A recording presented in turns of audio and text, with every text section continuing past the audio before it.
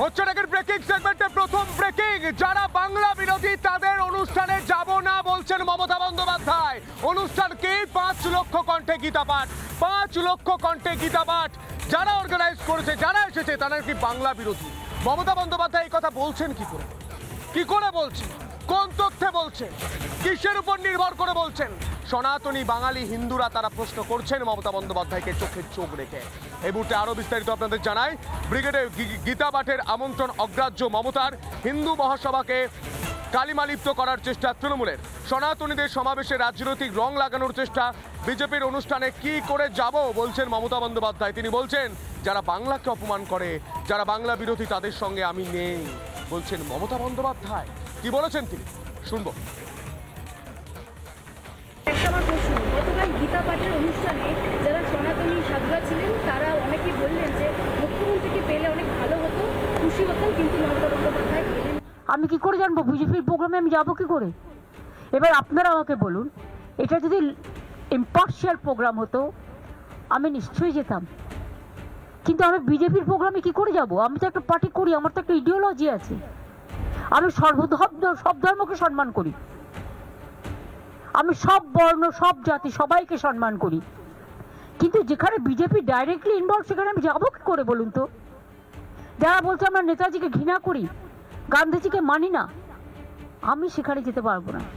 আমার বাবা মা এই শিক্ষা আমায় দেয়নি, আমার বাংলার মাটি এই শিক্ষা দেয়নি, আমাদের টিচার্সরা এই শিক্ষা দেয়নি। বাংলাকে যারা অপমান আর অসম্মান করে, যারা বাংলা বিরোধী, তাদের সাথে আমি নেই। আর এই বিষয় নিয়ে রাজ্যের বিরোধী দলনেতা শুভেন্দু অধিকারী তিনি ঠিক কি বলছেন শোনাবো আপনাদের।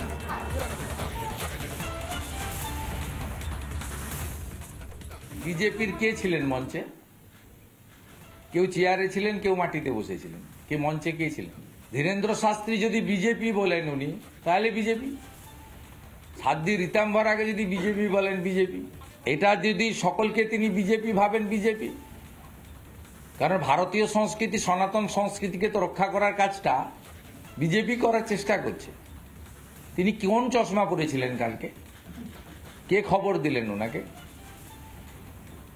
আমরা তো হিন্দু হিসেবে গেছি, আমরা তো মঞ্চেও উঠিনি, বক্তৃতাও করিনি, আমাদের অধিকার ছিল। আসল কথা উনি নিজে হিন্দু বিরোধী। গীতা শব্দটা ঠিক করে উচ্চারণ তিনি করতে পারবেন না। গীতার কতগুলো অধ্যায় আছে সেটা যদি উনি বলে দিতে পারেন তো অনেক কিছু হয়ে যাবে। অতএব উনি না গিয়ে ওই জায়গাটাকে পবিত্র রেখেছেন, এটা আমি একজন হিন্দু হিসেবে মনে করি। আর আয়োজকরা কেন ওনাকে ডেকেছিলেন আমি তার কারণ বলতে পারবো না, আয়োজকদেরকে জিজ্ঞেস করা উচিত। আমি মনে করি মমতা বন্দ্যোপাধ্যায়কে কোনো হিন্দুদের কর্মসূচিতে ডাকা উচিত নয়, কারণ মমতা বন্দ্যোপাধ্যায় হিন্দুদের রীতিনীতি মানেন না, পিতৃপক্ষে কাঁচি নিয়ে ঘোরেন। অতএব এই মুখ্যমন্ত্রীকে হিন্দু বলে আমি অন্তত ব্যক্তিগতভাবে স্বীকার করি না, তো অন্য কেউ তার ব্যক্তিগত মত দিতে পারে।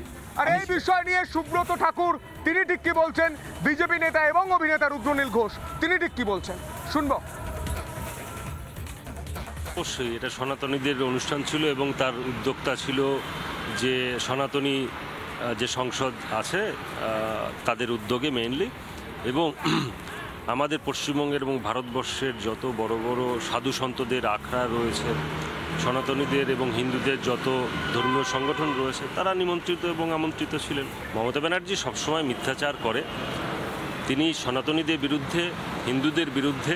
উনি অ্যাকচুয়ালি বিশেষ একটা সম্প্রদায়কে তোষণ করেন এবং তাদের ভোট ব্যাংককে উনি ইনট্যাক্ট রেখে আবার ক্ষমতায় আসতে চান, এবং এই যে হিন্দু ভোট যারা আছে তাকে ডিভাইড অ্যান্ড রুল করে সেখান থেকে দাঁড়িয়ে উনি উদ্বাস্তু বিরোধী, মতুয়াদের বিরোধী, সনাতনী হিন্দুদের বিরোধী, এবং ওনার মিথ্যাচারের কোনো শেষ নেই। দেখুন, উনি বিধ্বস্ত হয়েছে নিজের হাজার রকমের যুক্তিতে যে কি করে মুসলমান ভোট, যেটাকে তিনি ঠকিয়ে নেওয়ার চেষ্টা করেছেন, এবং তার সঙ্গে সঙ্গে হিন্দুদের ঠকাতে গিয়ে তিনি ধরা পড়ে যাচ্ছেন। তার কি আসলে মুখ রয়েছে যে গীতা পাঠের মঞ্চে যাওয়ার? গীতা পাঠের মঞ্চ তো বিজেপি কোথায়? সেখানে সনাতন সংস্কৃতি সংসদ তারা আয়োজন করেছিলেন, যারা সাধু সন্তেরা, তারা আহ্বান জানিয়েছিলেন সমস্ত সনাতন মানুষকে। তো তিনি যে রাজনীতিই করুন, যে জীবিকাতেই থাকুন না কেন সবার জন্য ছিল। হাজার হাজার লক্ষ লক্ষ ভক্ত সমাগম হয়েছিলেন, আমরাও দু একজন গিয়েছিলাম সেখানে। সম্মানীয় রাজ্যপাল যান।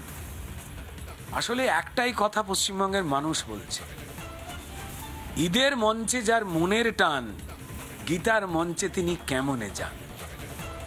5 লক্ষ কণ্ঠে গীতা পাঠ, সেই অনুষ্ঠানকে, সেই মহাসভাকে মমতা বন্দ্যোপাধ্যায় বলছেন যে যারা বাংলা বিরোধী তাদের অনুষ্ঠানে আমি কিভাবে যাব, এ কথা বলছেন মমতা বন্দ্যোপাধ্যায়। তিনি বলছেন এটা বিজেপির অনুষ্ঠান, আপনি দাগিয়ে দিচ্ছেন, রাজনীতির রং লাগাচ্ছেন। এই প্রশ্নগুলো বাংলার মানুষ করছেন। আপনার বক্তব্যটা আরো একবার আমি চালাবো, আপনি নিজের কানে শুনুন আপনি কি বলেছেন, শুনুন। একটা আমার প্রশ্ন, গতকাল গীতা পাঠের অনুষ্ঠানে যারা সনাতনী সাধুরা ছিলেন তারা অনেকেই বললেন যে মুখ্যমন্ত্রীকে পেলে অনেক ভালো হতো, খুশি হতাম, কিন্তু মমতা বন্দ্যোপাধ্যায় পেলেন। আমি কি করে জানবো বিজেপির প্রোগ্রামে আমি যাবো কি করে? এবার আপনারা আমাকে বলুন, এটা যদি ইম্পার্শিয়াল প্রোগ্রাম হতো আমি নিশ্চয়ই যেতাম, কিন্তু আমি বিজেপির প্রোগ্রামে কি করে যাব? আমি তো একটা পার্টি করি, আমার তো একটা ইডিওলজি আছে। আমি সব ধর্মকে সম্মান করি, আমি সব বর্ণ সব জাতি সবাইকে সম্মান করি, কিন্তু যেখানে বিজেপি ডাইরেক্টলি ইনভলভ সেখানে আমি যাবো কি করে বলুন তো? যারা বলছে আমরা নেতাজিকে ঘৃণা করি, গান্ধীজিকে মানি না, আমি সেখানে যেতে পারবো না। আমার বাবা মা এই শিক্ষা আমায় দেয়নি, আমার বাংলার মাটি এই শিক্ষা দেয়নি, আমাদের টিচার্সরা এই শিক্ষা দেয়নি। বাংলাকে যারা অপমান আর অসম্মান করে, যারা বাংলা বিরোধী, তাদের সাথে আমি নেই। মমতা বন্দ্যোপাধ্যায় নিজের যুক্তি স্থাপন করার জন্য একের পর এক মিথ্যাচার করছেন, মিথ্যা কথা বলছেন। যারা অর্গানাইজড করেছে, তিনি কার্তিক মহারাজ কোনোদিন বলেনি যে নেতাজি খারাপ, গান্ধীজি খারাপ, বলেননি, কেউ বলেননি। ধীরেন্দ্র শাস্ত্রী তিনি বলেছেন যে নেতাজি খারাপ, গান্ধীজি খারাপ বলেছেন। আসলে মমতা বন্দ্যোপাধ্যায় তার চিরাচরিত নিয়মের মতো তিনি মিথ্যাচার, মিথ্যা কথা বলছেন নিজেকে ক্লিয়ার করার জন্য, ক্লিয়ার ইমেজের জন্য। হিরণময় মহারাজ তিনি ঠিক কি বলছেন শুনবো। সংস্কৃতি পরিষদের ব্যবস্থাপনায় আমাদের এই অনুষ্ঠানটা হয়েছিল, সেখানে কোনো রং ছিল না, কেবলমাত্র একটাই রং ছিল যার নাম সনাতনী। এখানে পৌঁছলে আর সে গান্দা থাকতে পারে না, সেই জন্য ওখানে আসবেন কেন? এটা প্রশ্নটা ওনাকে আবার আমাদের করতে হবে। উনি কেন আসবেন? এই জন্যই আসবেন না। ওখানে এলে আপনি গান্দা হয়ে যাবেন? এখানে এলে গান্দা হওয়া যায় না, এখানে এলে পরিষ্কার হওয়া যায়, এখানে পরিচ্ছন্ন হওয়ার যায়। নানা ধরনের কন্টেন্ট দেখার জন্য লাইক করুন, শেয়ার করুন আমাদের ফেসবুক পেজ, সাবস্ক্রাইব করুন আমাদের ইউটিউব চ্যানেল। পাশাপাশি অন্যান্য ব্রেকিং নিউজের জন্য অবশ্যই চোখ রাখুন রিপাবলিক বাংলায়।